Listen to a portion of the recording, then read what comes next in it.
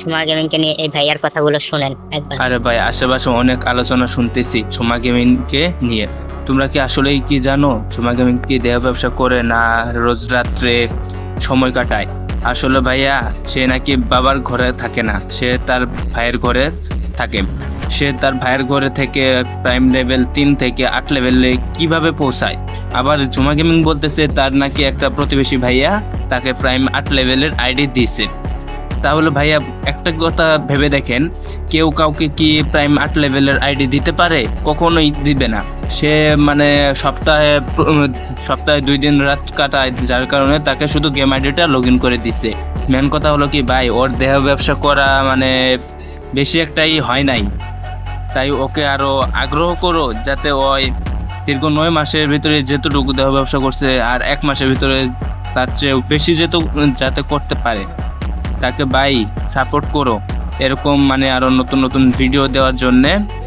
আর ওকে support করো আরো দেহ ব্যবসা তাকে বাড়ানোর জন্যে, ঠিক আছে ভাই? আজকাল মেয়েদের হাজার হাজার মানে একবার দেহ ব্যবসা শুরু করে দিলে তাদের হাজার হাজার পুরুষের অভাব থাকে না। সে দীর্ঘ 9 মাস থেকে ভিডিও করে আসছে এবং দেহ ব্যবসা চালিয়ে আসতেছে।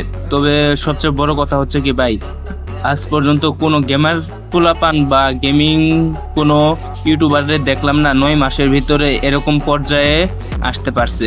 শুধু একমাত্র ঝুমা গেমিংয়ে এই পর্যায়ে আসতে পারছে। আসলে ভাই, তোমরা যারা ঝুমা গেমিংয়ে সাপোর্ট করো তারা বিদায় মানে কোনো তার সম্বন্ধে কিছু না জেনেই তাকে সাপোর্ট করতেছো।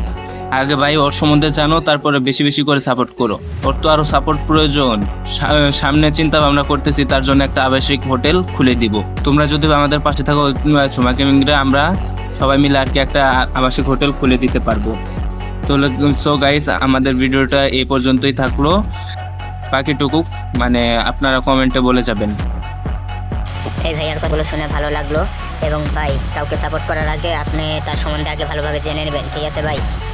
আর আমাদের এরকম মানে ঝুমা গেমিংয়ের সম্বন্ধে আরও ভালো ভালো কিছু জানতে আমাদের পাশে থাকুন। আমাদের চ্যানেলটিকে লাইক এবং সাবস্ক্রাইব করে রাখেন। আমরা আবারও নতুন নতুন মানে তথ্য বের করে দেবো আপনাদের মাঝে, ঠিক আছে ভাই? তো আমি এটা বলে আপনাদের মাঝখান থেকে বিদায় নিচ্ছি। আল্লাহ হাফেজ।